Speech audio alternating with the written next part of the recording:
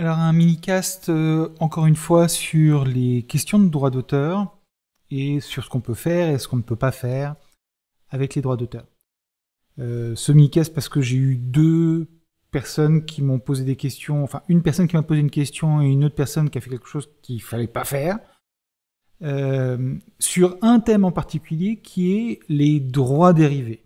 En fait, la transformation d'un ouvrage ou d'une œuvre de l'esprit quelle qu'elle soit, euh, sous une autre forme. Est-ce qu'on a le droit de le faire? Est-ce qu'on n'a pas le droit de le faire?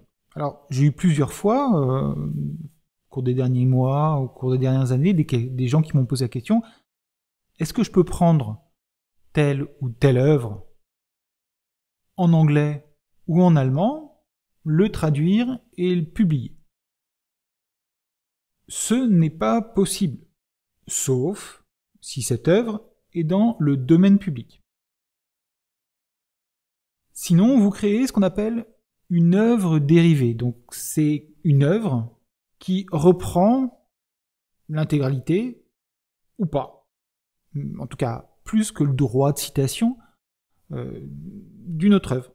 Donc, si vous prenez Harry Potter et la Chambre des Secrets et que vous le traduisez en français, même si vous faites une meilleure traduction que la traduction originale, vous ne devez pas le publier, vous ne devez surtout pas le publier parce que vous seriez sinon en train de faire une contrefaçon sur une œuvre dérivée et évidemment c'est illégal et c'est particulièrement dangereux et douloureux pour le portefeuille et même on risque de la prison. Voilà, donc c'est quelque chose qu'il ne faut pas faire. Donc la personne me posait la question par rapport aux œuvres sur YouTube. Si vous avez une vidéo sur YouTube et que vous voulez la traduire et faire un e-book avec ça, et ben, ce n'est pas possible non plus parce qu'en fait, vous faites une œuvre dérivée en changeant de format, en changeant de langue, mais ça reste une œuvre dérivée. Et donc à ce moment-là, il faut que vous ayez un contrat avec la personne qui a fait l'œuvre originale, où elle vous cède les droits et où elle vous autorise à faire une traduction et une retranscription. Bon, mon cas particulier, c'est voilà, j'ai édité le livre de Joanna Penn, comment écrire une lettre, comment gagner votre vie en écrivant et comment vendre un livre. Ces deux œuvres-là.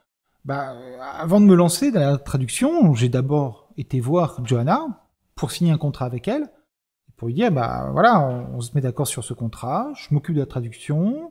J'ai droit à telle langue, tel territoire, tel format.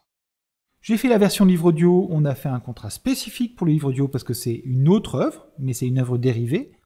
Et on s'est mis d'accord sur un partage des redevances qui nous sont versées par les différentes boutiques pour que je la rémunère là-dessus.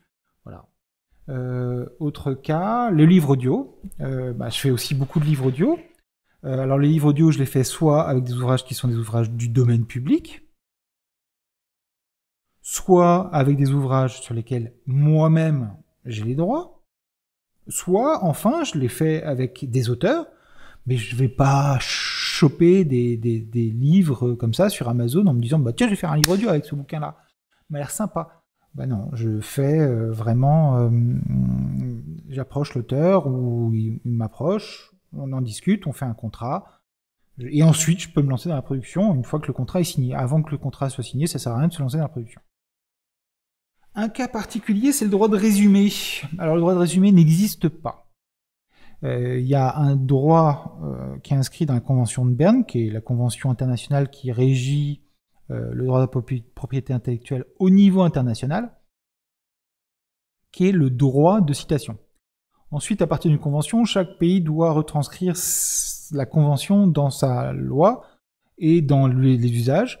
Alors après, il y a ce droit d'exception, qui est le droit de citation. Il est accordé pourvu que ce soit dans un contexte particulier, notamment un contexte critique ou un contexte de discussion ou des choses comme ça. On ne peut pas prendre une œuvre, quelle qu'elle soit, et la résumer comme ça, tout de go. En plus, en prenant des bouts de phrases à droite et à gauche, il ne faut pas faire une chose comme ça. J'ai eu le cas, il n'y a pas longtemps, de quelqu'un qui avait pris une œuvre à l'étranger, qu'il avait traduite en traduisant le résumé, en faisant un résumé. Donc, tout faux, tout faux, tout faux. Et bon, cette personne a eu un petit peu de difficulté à comprendre tout ça, mais c'est une contrefaçon que de faire ça et d'agir comme ça. Voilà. Bah écoutez, j'espère que ça vous éclaire un petit peu. En tout cas, si vous posez une question sur une transformation d'une œuvre ou n'importe quoi, n'hésitez pas à m'envoyer un petit email, cyril@autoediteur.com, pour que je puisse vous conseiller. Même si je ne suis pas juriste, l'expérience, etc., m'aide à vous dire ce que vous pouvez faire, ce que vous ne pouvez pas faire, et la manière dont il vaut mieux faire les choses. Voilà. À bientôt pour un nouveau mini-cast.